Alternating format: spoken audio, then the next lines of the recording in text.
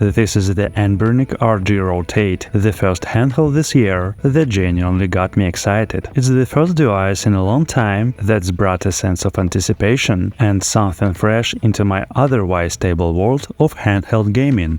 This isn't just another gaming handheld, it's an interesting little gadget that actually makes you feel something. The only other device that gives me a similar vibe is my metal TrimUI brick hammer, and in my opinion, that's the RG Rotate's main competitor. But there was one thing about this handheld that genuinely disappointed me: the awful, tasteless clock design on the lock screen, along with the default wallpapers. So today I'm going to show you what happens when bad design falls into the hands of a designer and what the Anbernic RG Rotate should have looked like from the start.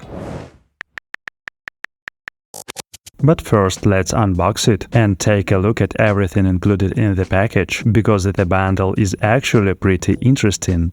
The handheld comes in this silver box. The edges got a little dented during shipping, but thankfully the contents were completely unaffected. Inside, everything is protected by soft shock-absorbing padding.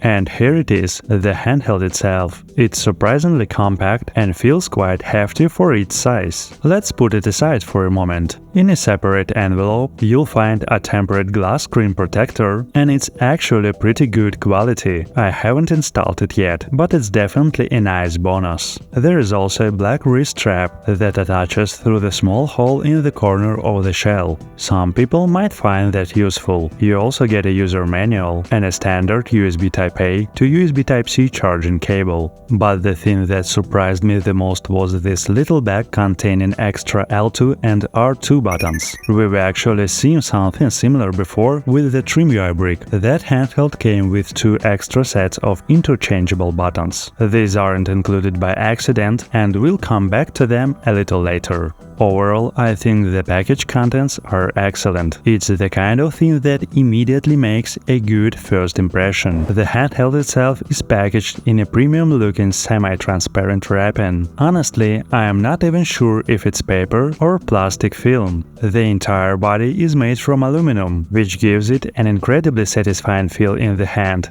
Let's compare it to the TrimUI brick right away. When unfolded, it's slightly larger, mostly because of the square display. As for thickness, they're almost identical. Honestly, I'm torn. I genuinely don't know which one I'd choose now. Like pretty much every Anbernic device, the initial setup is fully automated. The process takes around 3 to 5 minutes, so you'll need a little patience. And immediately after setup, we're greeted by this absolutely terrible attempt at an analog clock-themed interface. Seriously, who is this supposed to appeal to? And why did they even choose a mechanical watch theme for this handheld? I just don't get it. This is a cool, unique little gadget, a proper piece of geeky tech. Why are we suddenly pretending it's a Rolex? The handheld runs Android 12 and uses the exact same Unisoc Tiger T618 processor found in the Anbernic RG Vita, which I recently reviewed on the channel. So when it comes to retro gaming performance, everything is exactly as you'd expect. It features a 3.5-inch square IPS touchscreen with a resolution of 720 pixels. You get 3 GB of RAM and 32 GB of internal storage, but you can also expand it using a microSD card loaded with your own game collection. There is built-in Wi-Fi and Bluetooth, and the battery is rated at 2000 mAh. The first thing I'd recommend doing is replacing the stock wallpaper with something brighter and more neutral. For example, you can use this wallpaper, which is available for download on my Telegram channel via the link in the description box. All I ask in return is a like and a subscription. All I do is open the Files app, go to the Downloads folder and select the image I want. The picture opens in Gallery. Tap the 3 dots in the upper right corner and choose Set Picture As. Then tap the checkmark to confirm and select Home Screen.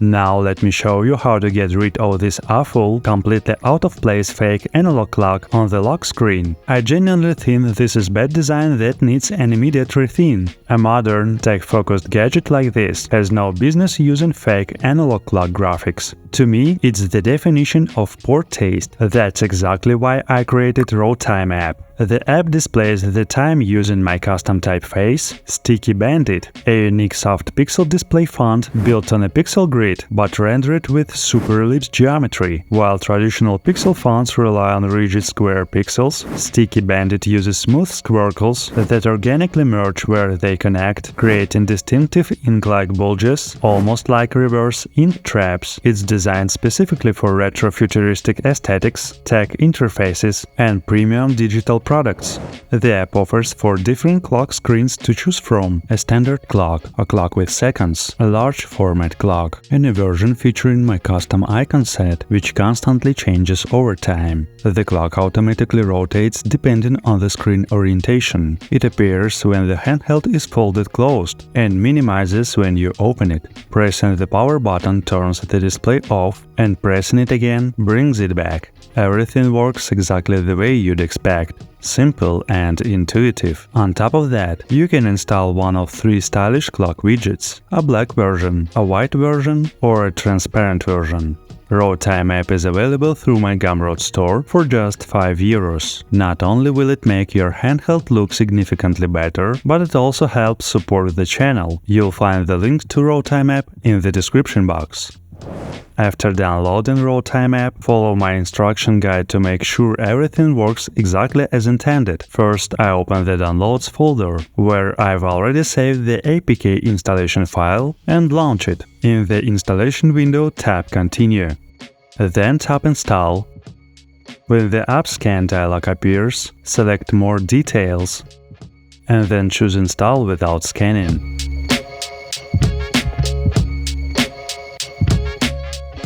Done, the app is now installed. Next, launch the app by tapping its icon on the home screen. The first thing you'll see is a request for permission to run in the background. Make sure to tap Allow. After that, open Settings and check the battery permissions.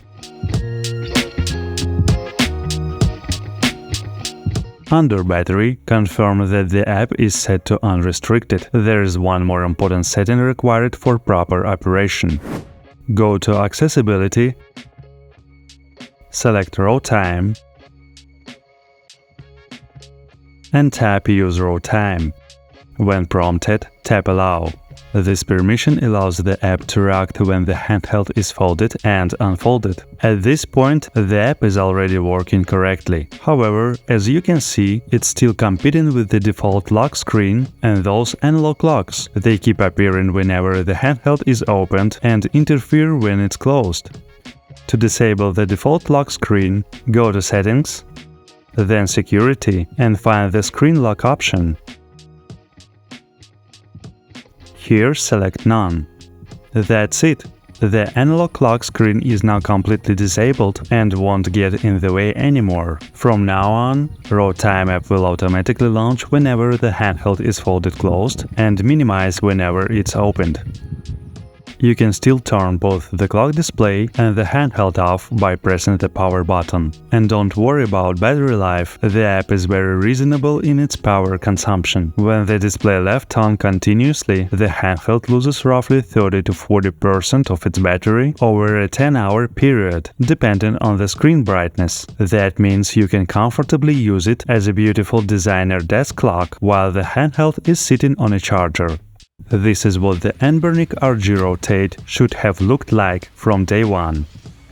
By the way, RoTime app also works on Android smartphones. For example, I use it on my Nothing phone as a stylish clock widget. The only thing you need to do after installation is grant the app unrestricted battery access so it can run reliably in the background. You'll find detailed installation instructions on the Gumroad product page linked in the description box.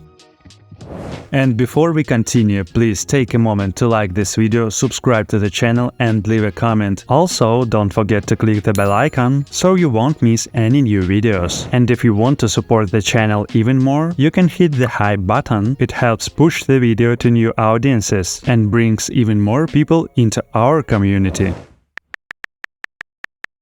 The next thing I couldn't live with were the stock L2 and R2 buttons. My fingers simply can't press them without accidentally hitting L1 or R1 at the same time. That's exactly why Anbernic includes replacement buttons in the box. These have a slightly taller profile, making them much easier to reach. To swap them out, I had to remove the 4 screws on the back of the handheld and take out the shoulder trigger assembly. Sure, it's not nearly as convenient as the system used on the TrimUI brick, where the buttons can be swapped in seconds, but it's still much better than not having the option at all. The larger buttons are carefully transferred onto the replacement pieces, and then everything goes back together in reverse order. As you can see, they're now much more comfortable to use, and I no longer accidentally hit the shoulder buttons when pressing L2 or R2. Another thing I noticed is that the screen has a bit of wobble when the handheld is fully opened. I honestly don't know how durable this hinge mechanism is or how much force it would take to actually break it, but I feel obligated to mention it. Just be careful. Based on how it feels in the hand, the mechanism doesn't inspire a huge amount of confidence. It seems like something you could potentially damage if you accidentally bump it or put too much pressure on it. Of course, I could be completely wrong. If you'd like, I can do a full durability and drop test on this handheld. Let's say this video somehow reaches 1000 likes. I'm pretty sure that won't happen, so I'm not too worried about having to destroy my console.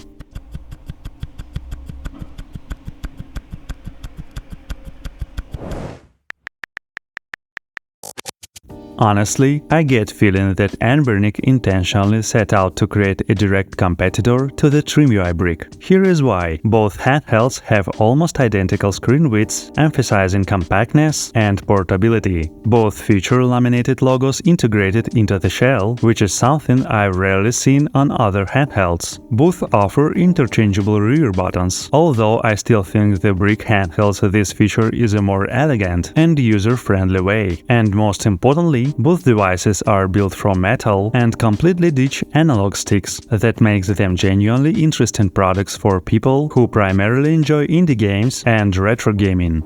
As for the controls, everything here is excellent. The D-pad is soft, responsive and incredibly accurate. Diagonal inputs register beautifully. The face buttons have a light, satisfying click that's pleasant to use during long gaming sessions. The rear triggers also feel great, but they produce a very sharp and pronounced click. Not everyone enjoys that kind of sound, and neither do the people around you, so it's something worth keeping in mind.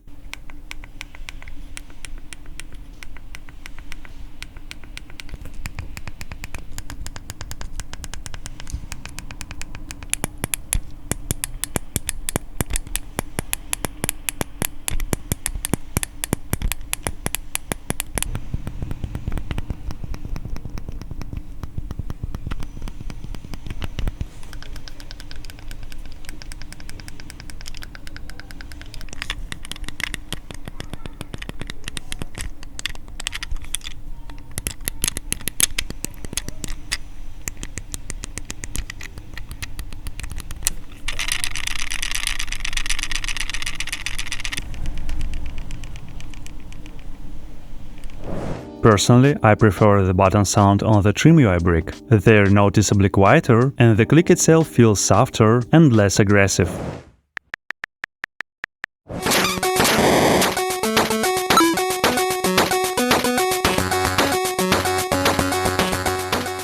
By the way, the square display is fantastic for Game Boy and Game Boy Color games. The handheld feels almost tailor-made for them. And honestly, that's exactly why I'm still struggling to choose between the TrimUI brick and the Anbernic RG Rotate. Most games launch with the stylized retro handheld border that fills the unused screen space. It's a nice touch, and if you're into that aesthetic, you won't have to spend time setting everything up yourself. If you're playing games that normally require an an analog stick. There's also a virtual joystick option available in the quick settings panel. Enable it and the D-pad can be used as an analog stick substitute.